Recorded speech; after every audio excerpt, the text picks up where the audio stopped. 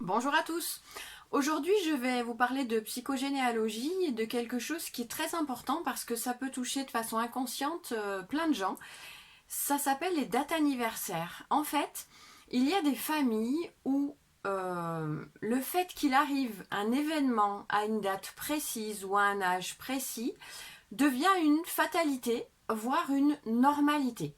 J'ai rencontré des familles où, par exemple, bien plusieurs personnes étaient décédées au même âge. Eh bien, dans la descendance, on ne se pose pas de questions. Si mon père, mon grand-père, mon arrière-grand-père sont décédés à cet âge-là, eh bien moi, je sais que je vais décéder à cet âge-là. Je me rappelle de plusieurs cas, notamment le mari d'une de mes clientes qui avait dit mon père est décédé à 63 ans, je sais que je n'irai pas plus loin que 63 ans.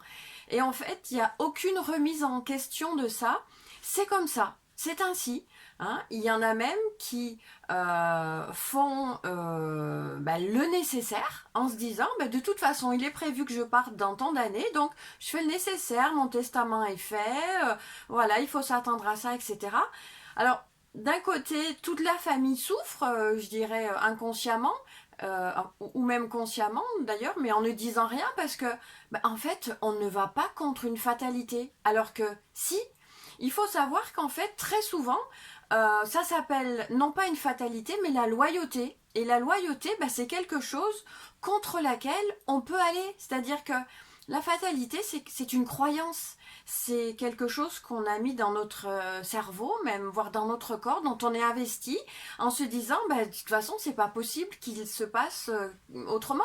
Et en fin de compte, si. Il faut savoir que comme en fait nous sommes tous décideurs de ce qui va nous arriver, en un certain sens, eh bien nous avons la capacité de changer les choses. Et toutes ces personnes, tous ces gens qui pensent qu'il va leur arriver cette maladie à cet âge, ce décès à cet âge, ce divorce à cet âge, la perte d'un enfant à cet âge, etc. Eh bien en fin de compte, il faut vraiment que vous sachiez que non, ce n'est pas une fatalité. C'est pas parce que ça s'est passé comme ça au-dessus que vous devez vivre la même chose. Parce que, en fait, souvent, vous investissez l'histoire de l'autre à telle façon qu'en fait, elle colle tellement à la vôtre que vous voyez pas pourquoi il en serait autrement. Ça me rappelle cette petite dame qui était venue me voir, envoyée par le médecin, en me disant, écoutez, ça fait 10 ans que j'essayais d'avoir un enfant. Là, je viens d'apprendre que je suis enceinte. Ça pourrait être un moment mais merveilleux de ma vie.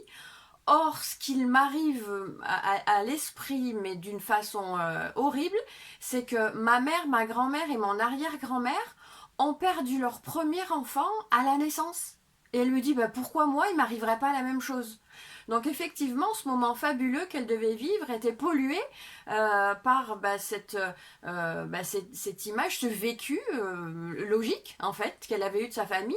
Et en fait, c'était presque normal qu'elle pense comme ça.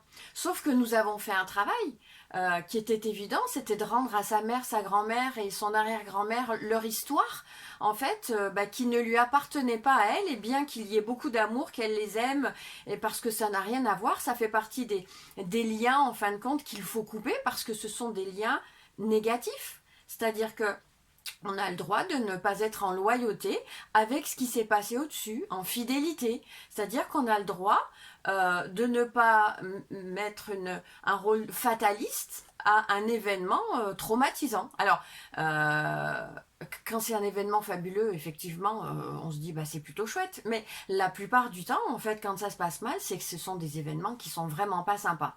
Donc il faut que vous le sachiez. Aujourd'hui, il n'y a pas de fatalité dans les événements qui circulent de génération en génération. Il y a juste une espèce de loyauté qui est construite par rapport au fait que ça serait compliqué de faire autrement. Il y aurait une espèce de trahison inconsciente si nous arrivait pas la même chose, parce que si c'est comme ça depuis des lustres dans cette famille, on voit pas pourquoi ça changerait. Donc on est dans une inscription inconsciente, consciente de toute façon c'est comme ça, on peut pas faire autrement. Si. Aujourd'hui, il faut que vous arriviez à penser différemment. On peut faire autrement. C'est pas parce qu'il s'est passé ça au-dessus que vous êtes obligé de vivre la même chose. Il y a un travail à faire par rapport à ça, c'est déjà de se détacher de là ou des personnes qui sont au-dessus et en fait de travailler sur son individualité. Donc, si c'est difficile à faire en se disant, mais oui, après tout, moi je suis un être individuel et indépendant, en fait, je suis différent de ceux qui sont au-dessus. Ben, si vous n'y arrivez pas, rapprochez-vous de gens qui font de la psychogénéalogie, de gens qui vous aideront à vous détacher de ces liens et qui vous aideront à continuer à vivre le mieux possible. Parce que non, les choses négatives ne sont pas des fatalités. Hein. Il faut bien que vous ancriez ça dans la tête parce que ça, c'est une croyance qui va remplacer vos croyances de fatalité.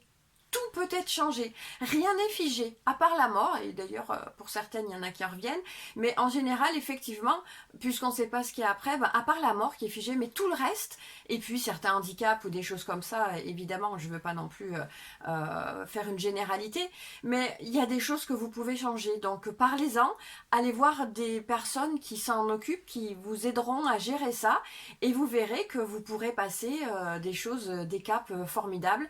Le dernier exemple, c'est cette dame qui arrive en me disant, bah, écoutez, toutes les femmes de ma famille depuis 3 générations meurent d'un problème pulmonaire à 40 ans. J'ai 39 ans et demi et je meurs de trouille. Alors effectivement, dans les mots, il y avait toute sa peur. Et on est allé voir que sur 3 générations, effectivement, il y avait un rappel à l'arrière-grand-mère qui, elle, était morte d'une façon horrible, avec une pneumonie, enfermée, emprisonnée pendant la guerre, etc. Et en fait, toutes les femmes, la descendance, avaient pris pour loyauté, au même âge, en fait, de mourir d'un problème pulmonaire. Alors, ça paraît, ouais, peut-être bizarre pour certains d'entre vous, mais je l'ai vu tellement de fois qu'aujourd'hui, je ne me pose même plus la question. Ça s'appelle les dates anniversaires et on peut en sortir, vraiment, réellement. Alors, pensez-y, faites-moi confiance, faites confiance à tous les gens qui travaillent avec moi en psychogénéalogie et toutes les autres personnes qui sont là pour couper des liens et vous verrez que tout ira bien et vous vivrez très très longtemps, très vieux et en parfaite santé. Je vous fais de gros bisous à tous, je vous remercie encore de me suivre et puis je vous dis à très bientôt. Ciao ciao.